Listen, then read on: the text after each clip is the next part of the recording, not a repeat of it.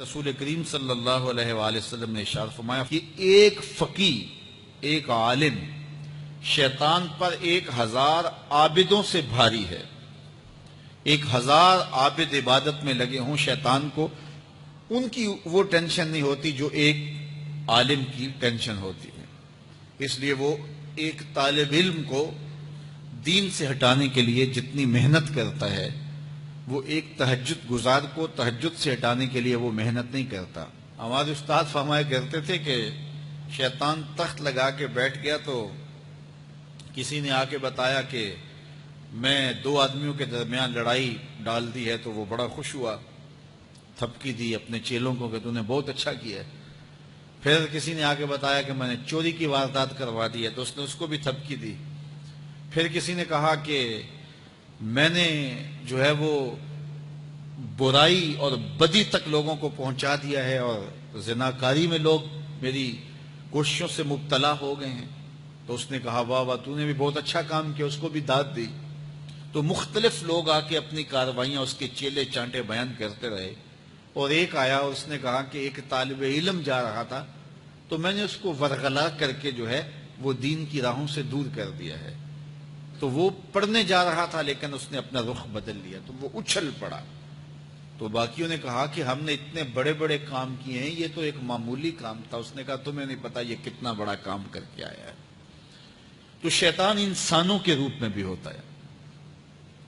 تو بعض اوقات جو علم پڑھنے والے ہوتے ہیں ان طلباء کو شیطان بھی وسوسہ اندازی کرتا ہے، اور بعض لوگ بھی کہتے ہیں جی تمہارا مستقبل کیا ہوگا۔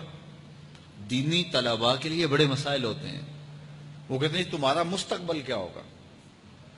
مستقبل سمجھا کس کو ہے؟ 45 سال زندگی کو ہے ٹوٹل، جو زندگی ہماری یہ ایوریج زندگی نکالی ہے، کسی کی 60 سال بھی ہو جاتی ہے، لیکن ایوریج کہتے ہیں 45 سال یہاں زندگی ہے۔ اس میں چوتھا حصہ یا تیسرا حصہ تو سو کے گزرتا نا، 8 گھنٹے بھی دن رات میں سوئیں آپ، تو 45 سال زندگی میں سے 15 سال نکل گئے، باقی 30 سال رہ گئے زندگی کے۔ اس میں بھی 8 سال بچپن کے نکال لو۔ وہ میرے ایک دوست نے بڑا حساب لگا کے نا تو وہ کہتا ہے 16 سال بچتے ہیں ٹوٹل۔ اگر 45 سال ایوریج زندگی ہے تو جو زندگی گزرتی ہے بھرپور وہ 16 سال ہے۔ تو میں کہتا ہوں کہ 1 سال جو ہے وہ یہ سیلفیوں کا بھی نکال لو، یہ بھی ہر جو ہے وہ آدھے گھنٹے کے بعد 5 منٹ یہ بھی صرف ہوتے ہیں۔ تو 15 سال 16 سال ٹوٹل زندگی ہے، اس کو مستقبل سمجھا جاتا ہے۔ اصل مستقبل کون سا ہے؟ اللہم ان العیش عیش الآخرہ۔ میرے حضور فرماتے ہیں اصل زندگی تو آخرت کی زندگی ہے۔ تو ہم اگر مستقبل اس کو قرار دے دیں اور یہ ساری زندگی جد و جہد کی زندگی قرار دیں اور آخرت کی کھیتی میرے حضور نے فرمایا، تو پھر مستقبل کا تصور ہی بدل جاتا ہے۔ دیکھیے اس 10-15 سالوں کو 20 سال لگا لیں ان کو اچھا گزارنے کے لیے۔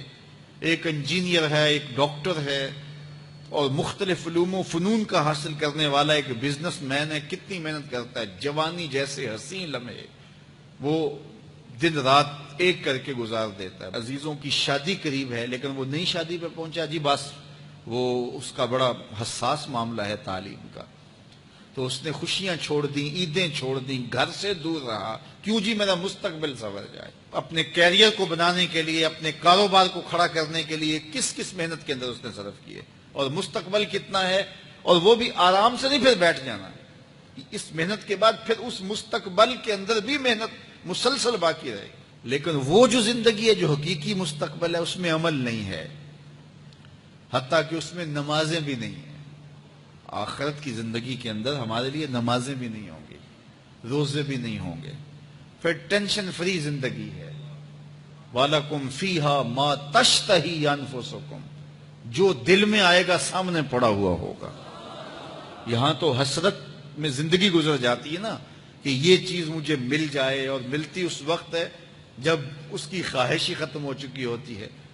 لیکن وہاں جو آرزو کرے گا، ابھی آرزو خانہ ذہن میں ہوگی، ابھی ذہن سے دل میں اتر کر کے دل کو بے چین نہیں کرے گی کہ وہ خواہش پہلے پوری ہو چکی ہوگی۔ تو اصل زندگی تو وہ زندگی ہے۔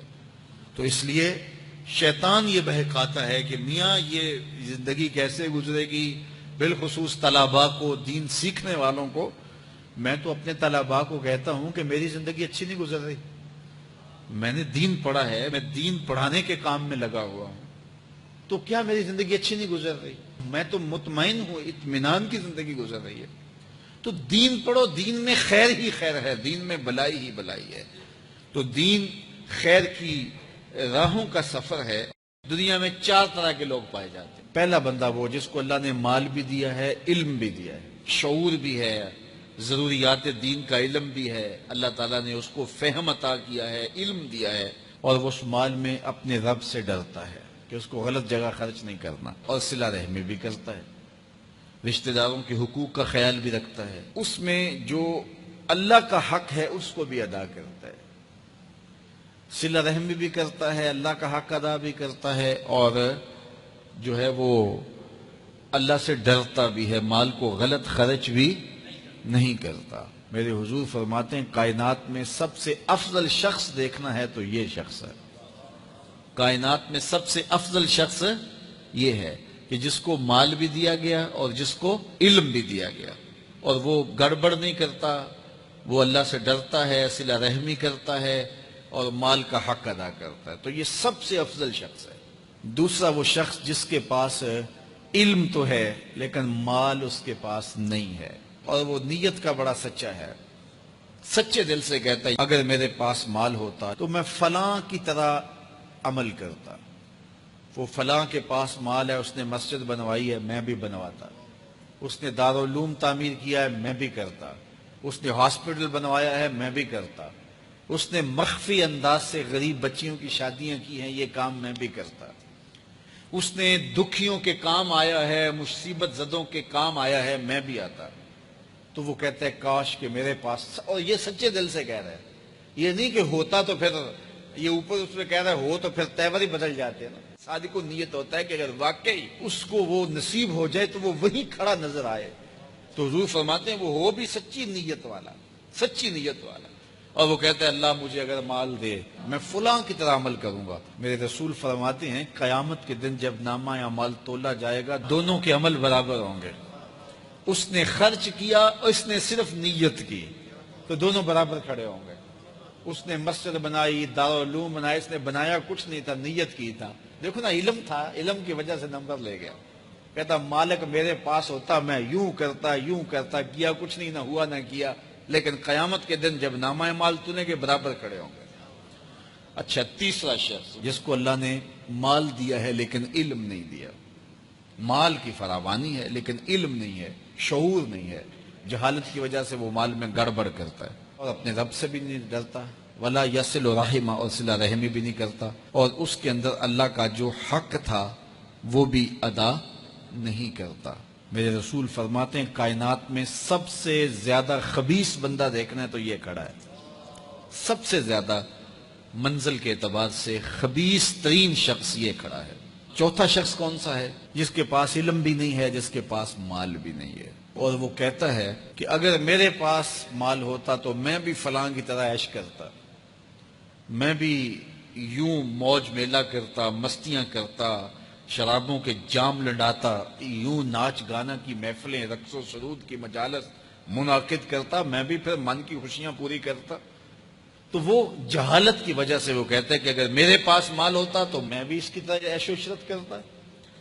اللہ اکبر۔ میرے رسول فرماتے ہیں کل قیامت کے دن جب نامہ اعمال تولے جائیں گے تو دونوں ایک ہی جگہ پہ کھڑے ہوں گے، اس نے کیا بھی کچھ نہیں لیکن اس کے ساتھ کھڑا ہوگا۔ اب ان 4 لوگوں میں سے کسی ایک جگہ تو کھڑا ہونا ہے ہم نے، جس کو اللہ نے مال بھی دیا ہے، علم بھی دیا ہے، تو وہ کہاں کھڑا ہوتا ہے؟ اور جس کے پاس علم ہے مال نہیں، جس کے پاس مال ہے علم نہیں، جس کے پاس نہ علم ہے نہ مال ہے، تو ہم میں سے ہر شخص کسی ایک پوزیشن میں تو ہے۔ اب ہم اپنے آپ کو کھڑا کریں اور ساری زندگی پھر وہاں کھڑا رکھیں، خیر کی راہ پہ کھڑا کریں کہ مالک شعور بھی دے، اپنے راستے کے اندر خرچ کرنے کی توفیق بھی دے، مال بھی دے اور توفیق بھی دے، تاکہ میں ان بندوں میں سے ہو جاؤں جن پہ تیری رحمتوں کا نزول ہوتا ہے۔